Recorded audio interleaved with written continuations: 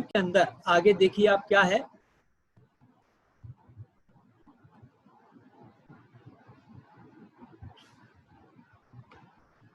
EBM. EBM क्या होता है? EBM is a thermal process. Third unit हमारा जो है थर्मल प्रोसेसेस के ऊपर ही है। A stream of high speed electrons impinging on the work surface whereby the kinetic energy transfer to the work material। Electronic system इसमें use हो रहा है। हम जो है इलेक्ट्रॉन्स को जो है क्रिएट कर रहे हैं और उस इलेक्ट्रॉन की हाई स्पीड को हम यूज कर रहे हैं कि उसको हम वर्क सरफेस के ऊपर इम्पिंज कर रहे हैं।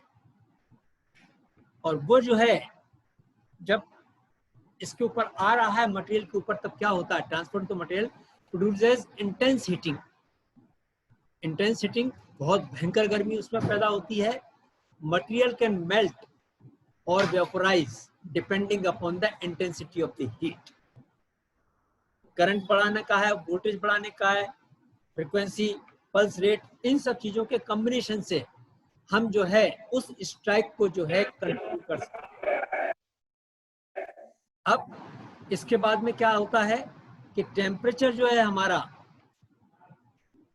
टेम्परेचर, कैथोड का टेम्परेचर जो है, जो टंगस्टन फिलामेंट होता है, it rises up to 2500 degree centigrade within the electron gun.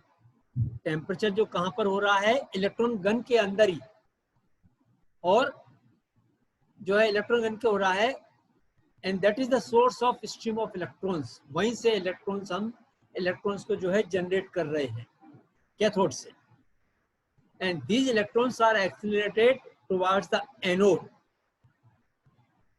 Cathode हमारा टूल रहता है, यहाँ पर टंगस्टन का फिलामेंट है, वर्क पीस हमारा हमेशा एनोड रहता है। तो वहां से यहाँ तक हम जो स्ट्राइक कर रहे हैं इलेक्ट्रॉन्स को, तो स्ट्राइक रेट अगर ज्यादा नहीं होगा तो कोई फायदा नहीं होगा, तो उनको एक्सीलरेट करना पड़ता है, उनकी एनर्जी बढ़ानी पड़ती है। And these electrons are extracted towards the anode because of large potential difference that exists between them। तो वो जो पोटेंशियल डिफरेंस जो है हम क्रिएट कर रहे हैं, it varies from 30 kV to 175 kV। कौन सा मटेरियल है, क्या हमको काम करने का है, और क्या काम करने का है, और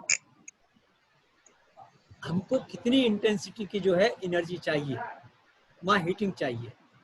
ये इसके अंदर ऐसा है भाई, ये मत करो, है ना।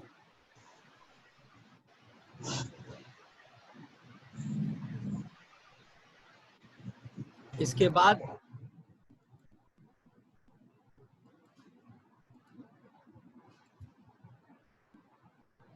अब देखिए आप कि ये जो है,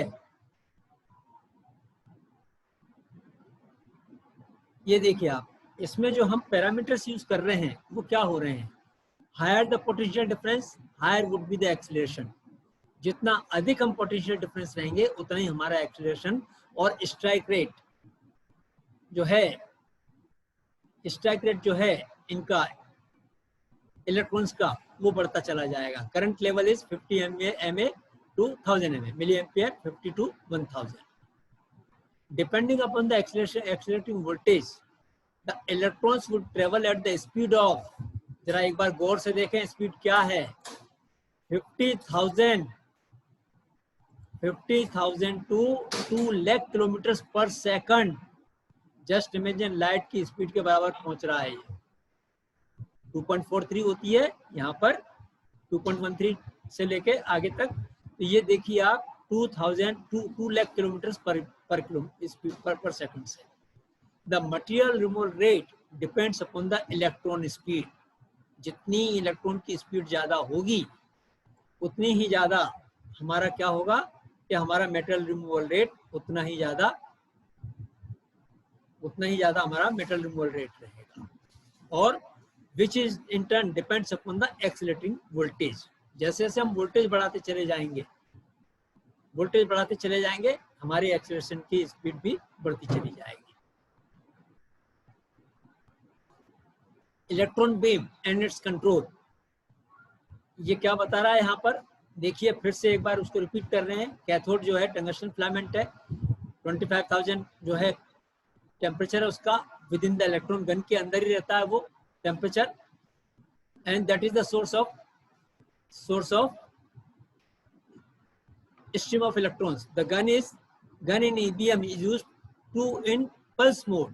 पल्स जनरेशन उसके अंदर होता है, जैसे आपने अल्ट्रासाउंड के अंदर और दूसरों के अंदर देखा है। अगर पल्स नहीं बनेगा तब ट्रिपिंग नहीं हो पाएगी, तो कंटिन्यूएशन मोड के अंदर चलता रहेगा वो।